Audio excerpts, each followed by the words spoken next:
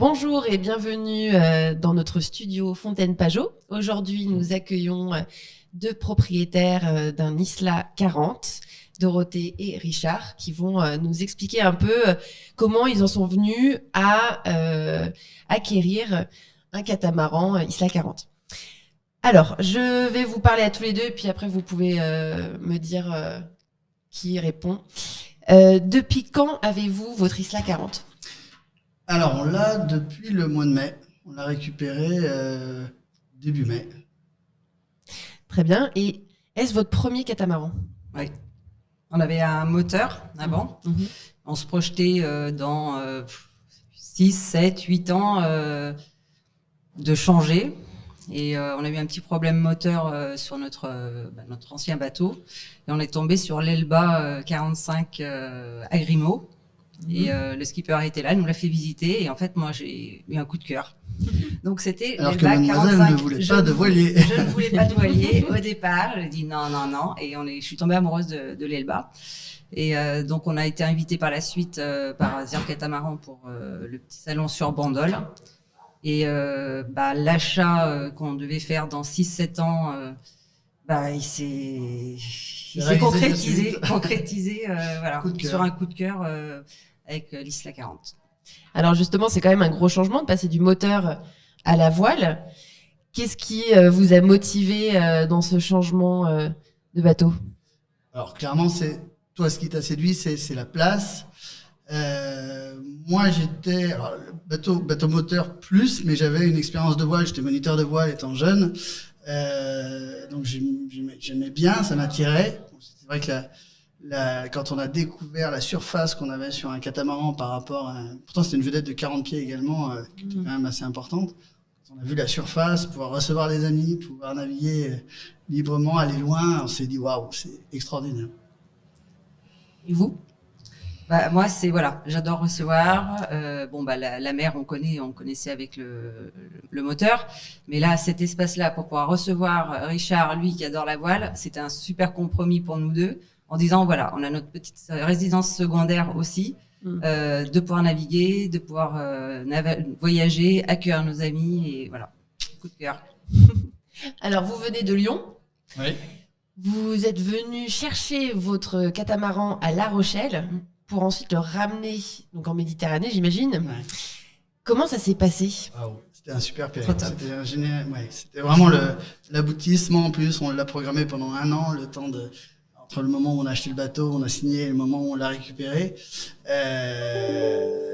Préparer, inviter des amis pour faire on a eu la chance de faire tout le convoyage, donc de La Rochelle à Bandol, son port d'attache aujourd'hui. Et il a fallu s'organiser. C'était la première fois qu'on convoyait un bateau aussi longtemps. On s'est fait aider d'un skipper au début. Et puis on a rejoint, on a fait plusieurs étapes, 4 étapes où on avait des équipages différents d'amis. Et c'était un moment incroyable, quoi. On a vraiment magique. Vécu ouais, c'était magique. Alors Dorothée, vous n'avez pas du tout l'habitude de faire de la voile. Pas du tout. Comment ça s'est passé justement cette prise en main de ce catamaran ? Justement, pendant les 4 premiers jours, donc on était accompagné d'un skipper.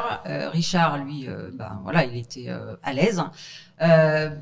J'apprends. Je suis pas encore au top, mais je trouve ça. C'est une autre vie en fait que sur un moteur, quoi. La vie, elle est plus paisible. On est vraiment avec la nature, la mer, le vent. On s'adapte. Je trouve ça, une expérience magique.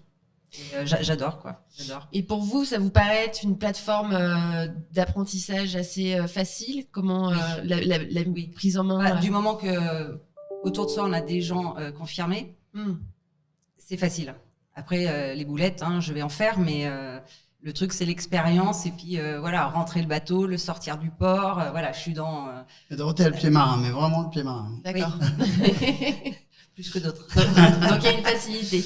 Ouais. De base. Est-ce que vous avez des petits moments particuliers justement de ce convoyage à nous raconter ? Plein. Il y en a beaucoup là. Alors peut-être les meilleurs moments, on va dire, les meilleurs moments. Alors, le premier moment fort incroyable, c'est on a vu des orques dans la zone dans la zone où il y a eu pas mal d'avaries. À Gibraltar? Ouais, Ouais, juste un juste peu au-dessus, ouais. Et c'était le coucher du soleil. On voulait absolument aller à un mouillage un peu plus loin. Et là, à un moment donné, on a entendu quelqu'un crier des orques. Et on est tous sortis. On a vu effectivement 2 ou 3 orques. C'est difficile de savoir. Il y en a un qui a tapé. Il y en a un qui a tapé. Ah oui? La coque, ouais. Enfin, qui a tapé un safran. Ah, ouais. C'est ça arrêté là. Il y a juste une fois un gros choc. On était au moteur, parce qu'il fallait absolument qu'on aille vite, moteur et voile. Donc on était à 8 nœuds. Et donc, il y en a un qui a dû taper. On les voyait passer dessous, qui cherchait à aller attraper le safran. Mais ça s'est arrêté là. Ils ont abandonné au bout de 4 minutes. D'accord, donc ils n'ont pas abîmé Non, cela. ouais. Mais là, on voit, on a eu de la chance. Oui, donc ça, c'est un grand moment fort. Un deuxième, peut-être? Bah, la nuit avec les baleines, Ouais. le coucher de soleil. Ouais, rentrant de la dernière étape entre Minorque et Bandol. Ça, c'était pareil, une mer alors, complètement d'huile, mais c'était un spectacle magnifique. Et au coucher du soleil, encore une fois, 7 baleines autour de nous, couper les moteurs, entendre les souffles et un dauphin Et qui un saute dauphin. par-dessus les baleines. Un dauphin au milieu de tout ça. Et c'est complètement irréel. C'était Ah, exceptionnel. Vous nous faites rêver, en tout cas, ça c'est c'est certain. Et c'est tout l'avantage d'avoir un bateau à voile, puisque on peut couper les moteurs et profiter C'est vraiment prendre le temps, de. ouais. C'est prendre de le temps de ce l'environnement. qui nous entoure. Mm. Puis en toute sécurité, parce que c'est tellement large, on est tellement bien qu'on peut faire le tour du bateau sans. Enfin, c'est une maison, quoi. C'est vraiment extraordinaire pour ça. Et justement, pour revenir un peu vers le catamaran, qu'est-ce qui vous plaît sur le catamaran? L'espace. C'est ça?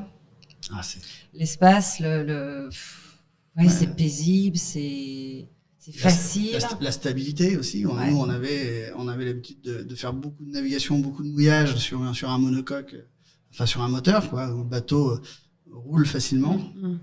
Là, tiens, j'ai une anecdote. J'avais une bouteille d'eau à gauche de mon lit. Elle ne s'est posée simplement. Elle ne s'est jamais renversée de toute la traversée pendant un mois. Jamais, jamais, jamais. Donc, Non, c'est hyper stable. C'est vraiment surprenant. Hein. Génial. Alors, pour terminer, quelle est votre prochaine destination? Prochain voyage? Qu'est-ce que vous voulez faire? Avant le tour du monde, c'est ça? Non, on va commencer par découvrir la Méditerranée, je pense. D'accord. Après, avec notre travail, voilà, c'est pas évident de se caler des longues périodes, mais on aimerait faire déjà un tour sur les Baléares. Ouais, en fait, on est passé par les Baléares en venant, puisqu'on a fait après Gibraltar, on s'est dirigé vers les Baléares. On était au pas de charge, il fallait quand même rentrer. On a mis un mois pour faire le périple pour ramener le bateau, mais on a vraiment envie d'y retourner cet été avec plus de temps. Quoi. Et puis apparemment la Croatie peut-être pour retrouver la famille Fontaine-Pajot au mois de mai. Parfait. Voilà. Donc chouette. Puis après, dès qu'on peut, voilà, on partira vers d'autres destinations sur la Méditerranée. Et puis bon. Ah, là, on a très très envie de faire. On se projette vraiment sur un tour du monde. Dans quelques années. Ouais. Avec l'Isla 40, vous pensez peut-être changer de modèle, aller sur un bateau un peu plus grand? On ne sait pas. On sait pas. Bon, peut-être plus grand, ouais. D'accord. Fontaine-Pajot à peu près. Ça c'est à peu près sûr. On aime trop. Mais oui, sans doute plus grand. Non, Très mais bien. on regarde. Hein. On Regardez. regarde. Bah oui. On regarde. Vous êtes au bon endroit pour regarder, donc On a vu le 51 là. oui, voilà, on vous attend, nos équipes vous attendent. Très bien, mais écoutez Dorothée et Richard, merci beaucoup Merci à vous. de nous avoir raconté toutes ces histoires fabuleuses et bon tour du monde éventuellement. Merci. Merci beaucoup.